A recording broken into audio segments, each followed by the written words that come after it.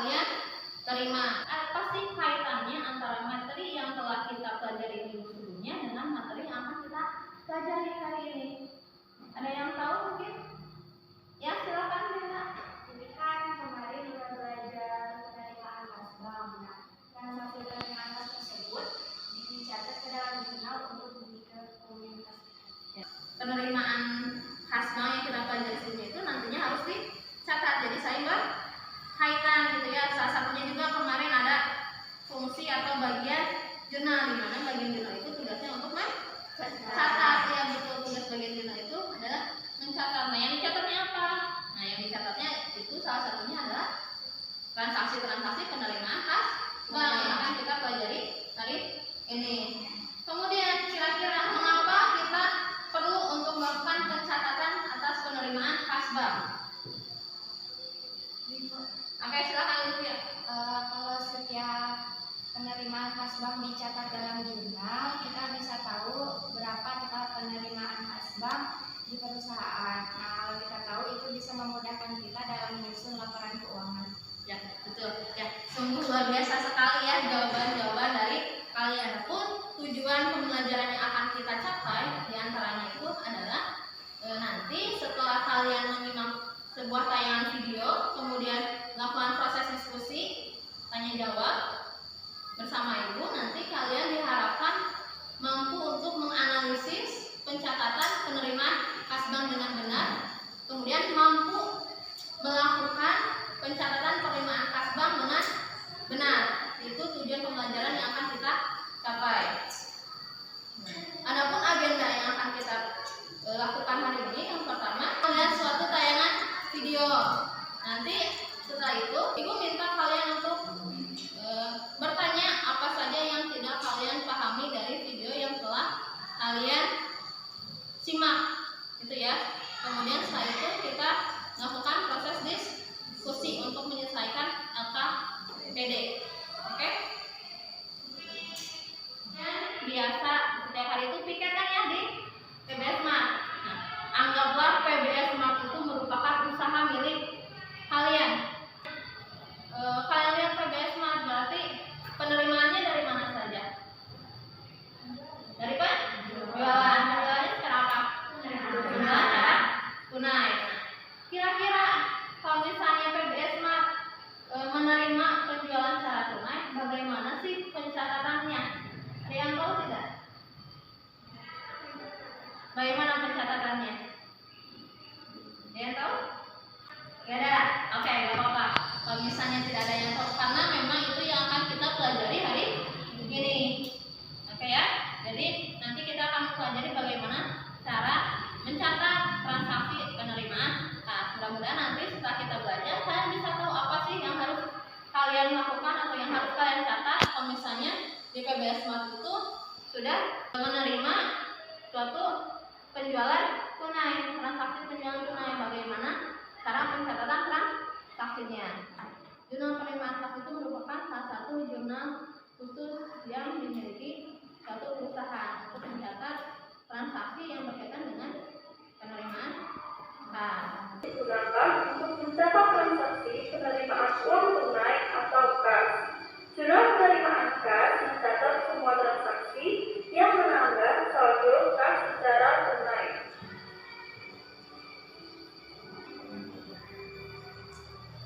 Nah,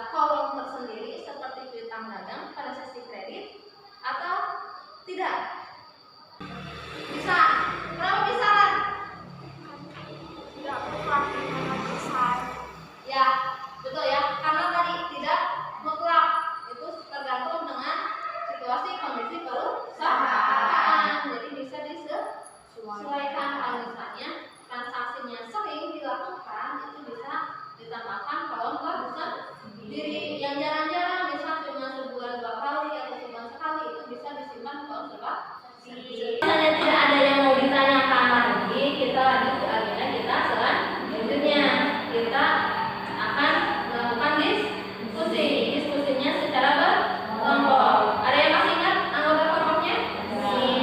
Kelompok satu.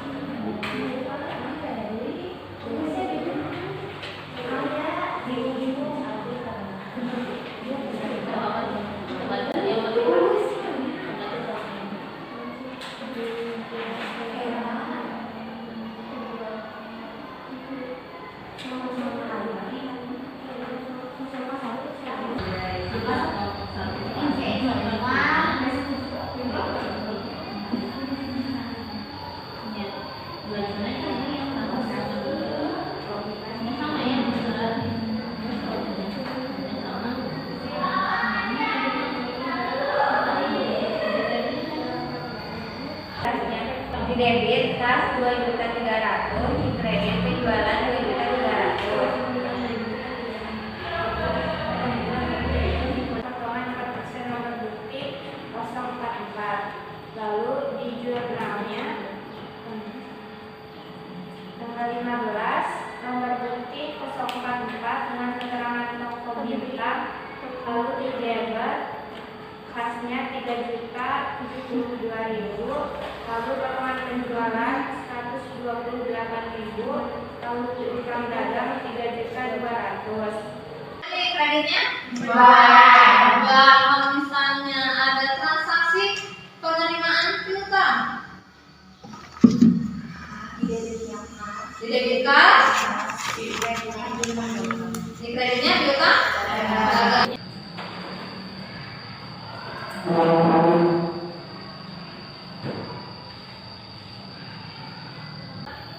Tidak benar penerimaan. Nah, kira-kira ada yang mau menyimpulkan pembelajaran kita hari ini? Ya, silakan Devi. Jadi setiap transaksi penerimaan kas dicatat di dalam jurnal penerimaan kas. Jurnal penerimaan kas dapat disesuaikan dengan kebutuhan di usaha. Mungkin yang lainnya ada yang mau menambahkan? Misalnya ada kolom keterangan di sesuaikan customer atau keterangan transaksi. Dalam kolom debit ada kas dan ada potongan penjualan. Iya. Dan di kolom kredit ada piutang dagang, penjualan, dan serba-serbi. Ada akun lain. Nah, serba-serbi diisi sama akun lain kecuali penjualan sama piutang. Jadi selain penjualan sama piutang dagang, misalnya ke dalam kolom serba-serbi. Bisa bikinnya ya tadi ya? Bisa. Selanjutnya kita akan melakukan refleksi. Tadi linknya sudah dibagikan ke dalam grup WhatsApp. Silakan kalian isi pertanyaan yang ada di link tersebut.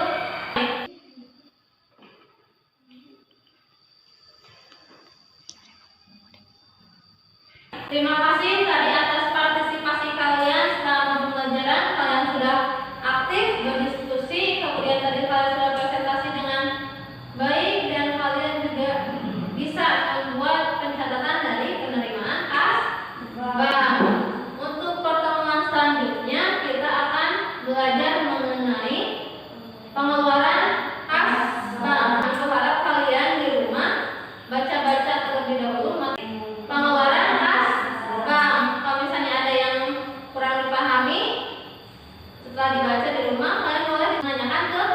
Ibu di pertemuan selanjutnya. Oke?